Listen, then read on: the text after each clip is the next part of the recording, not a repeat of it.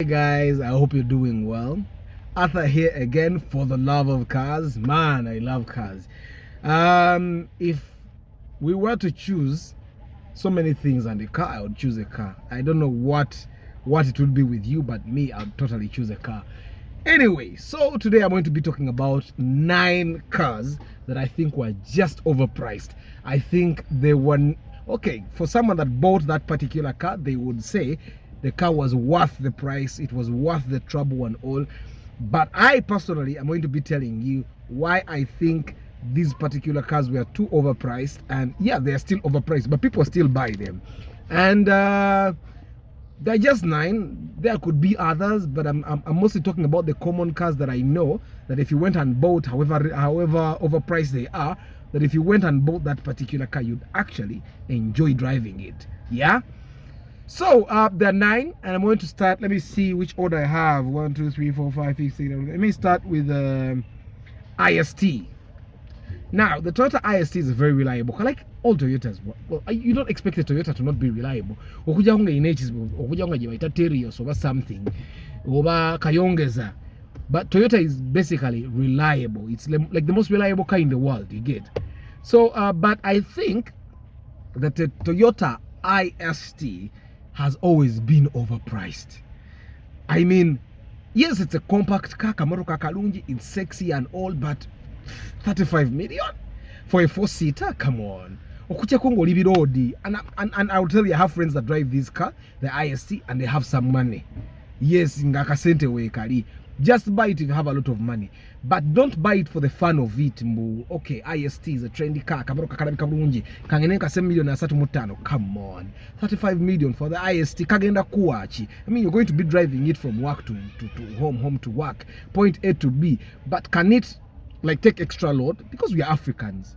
Okay, we are Africans, and Okuja Konga, you have some kind of job security, eri outstanding. I mean, what happens when you run out of a job? Of course, it has a high resale value.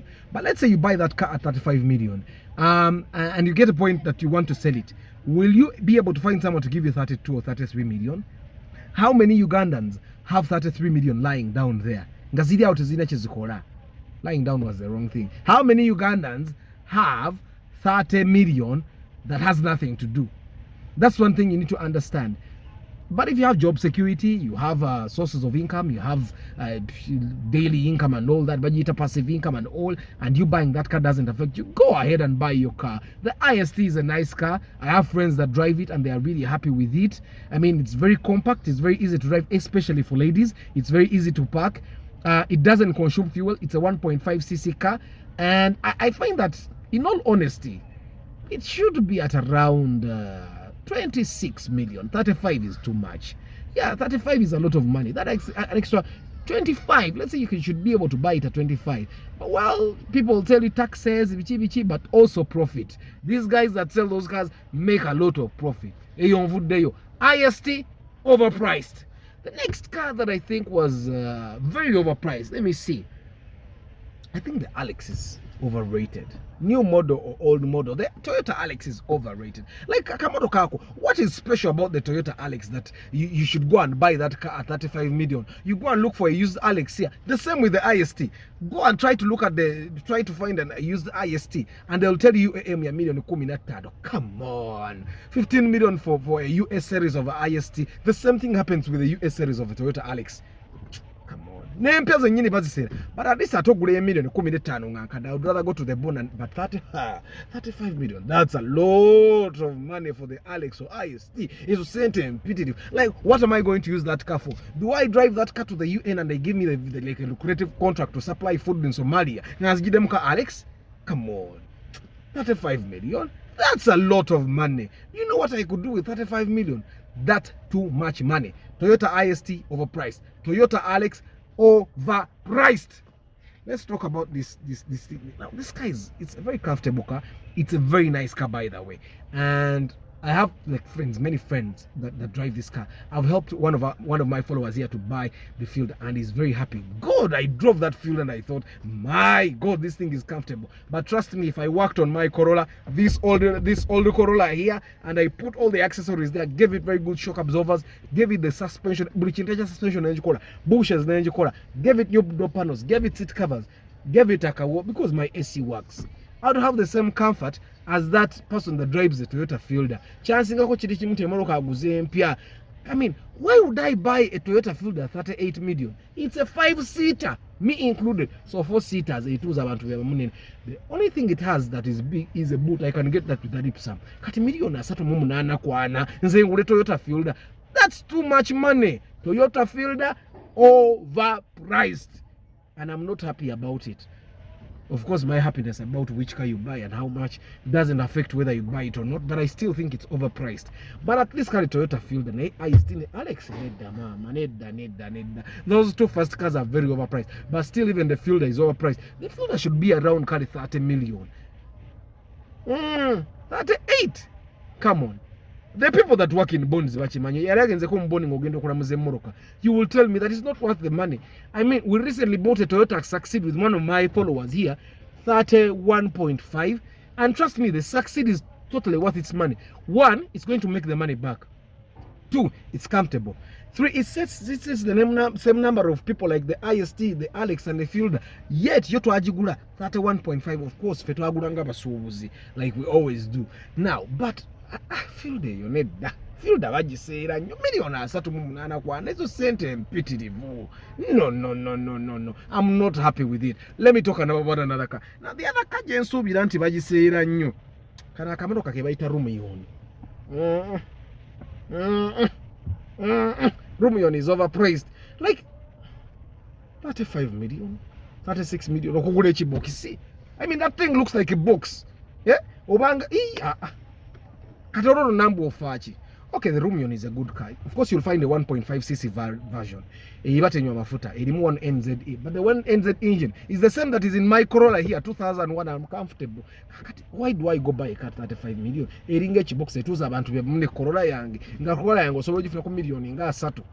Save the 5 million for something else. Rumion is overpriced. And then you'll find others selling them 38 million. Rumion, overpriced. Rumion, you're overpriced. And people are buying them even in colors they will not be able to sell. You buy a maroon car, you buy a blue. I saw a purple Rumion. A Rumion ya purple. The Rumion is overpriced. But of course, when you have money, ngazikutuma ojagura Rumion. Of course, it's a little high. That's why most people are buying it.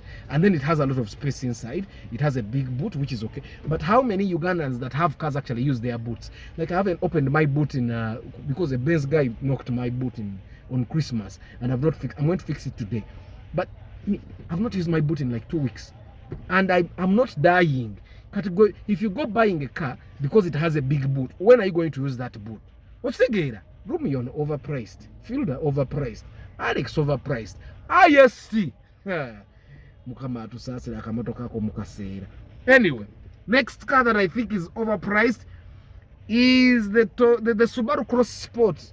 You know, the Subaru Cross Sport is that Subaru Forester that has a katimba in the bumper. It has katimba in the bumper. Katimba keka says motoke, you guys. Tewari chirala. So the broker is going to steal your money. You cross sport your bay. Guys, the cross sport overpriced.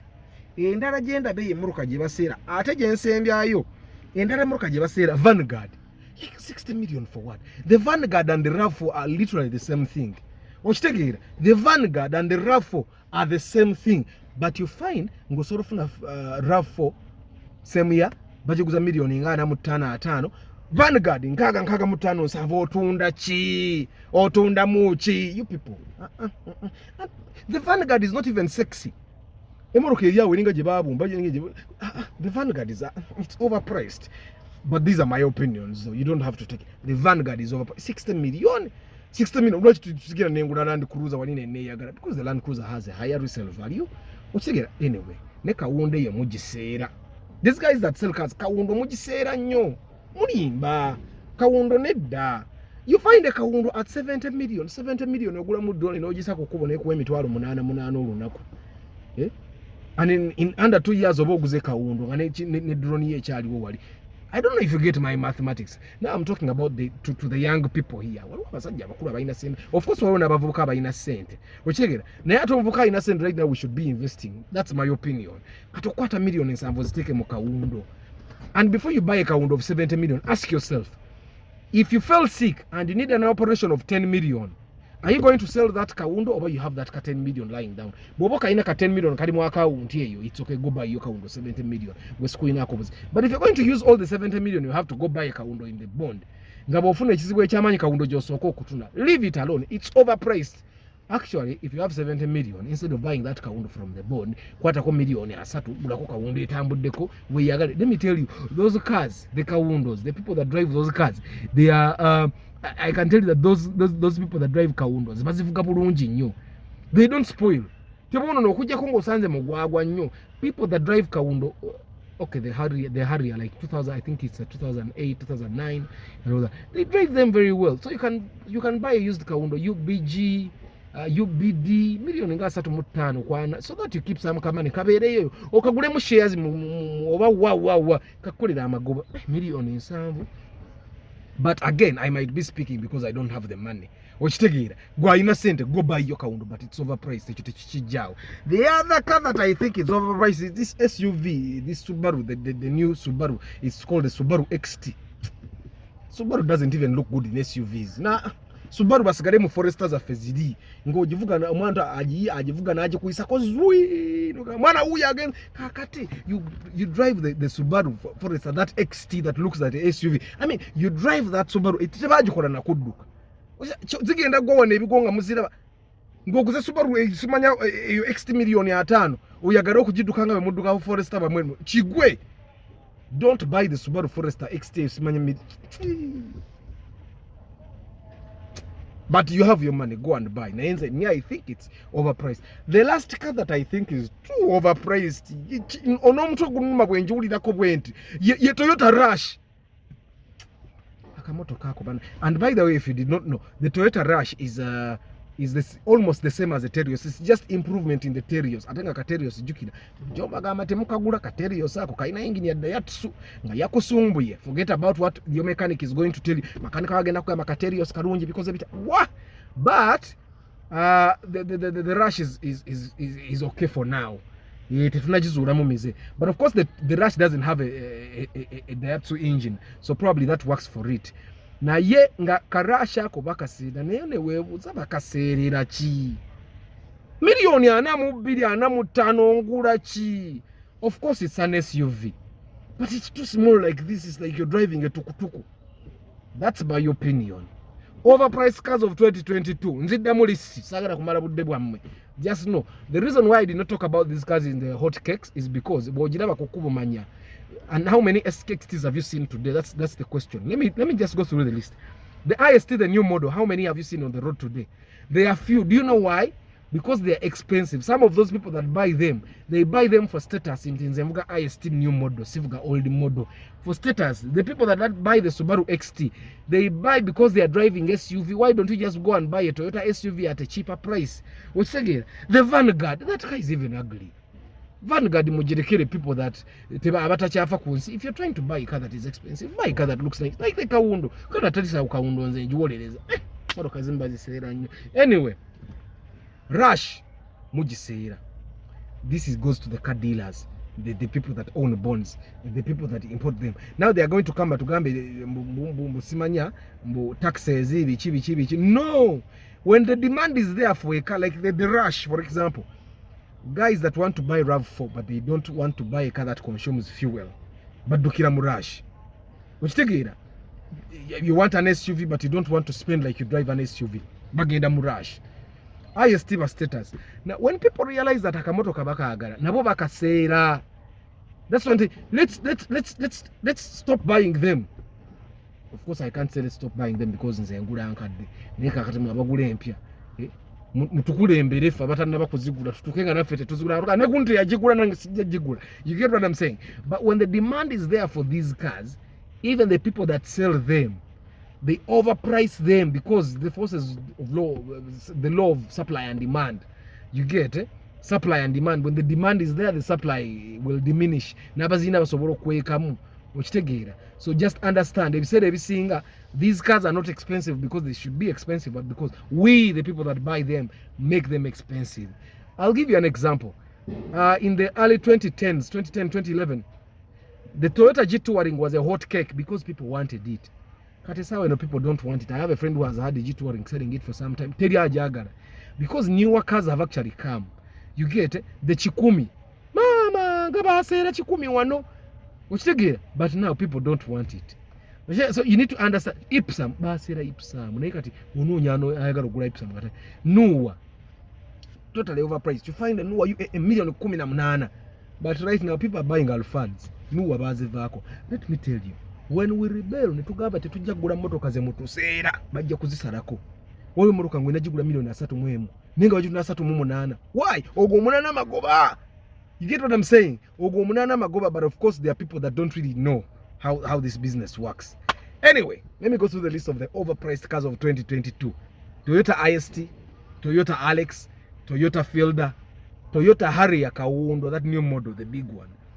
Subaru Cross Sport, Subaru Forester XT. Then there is also the Rumion. Vanguard njogedde kubana yo bagiseera. Simanyi lwaki tebagiseera. Lwaki bagiseera naye nga bagiseera. Then of course the Rush. Those cars are overpriced, and that's my opinion. You don't have to take it, but those cars are overpriced. See you next time. Bye.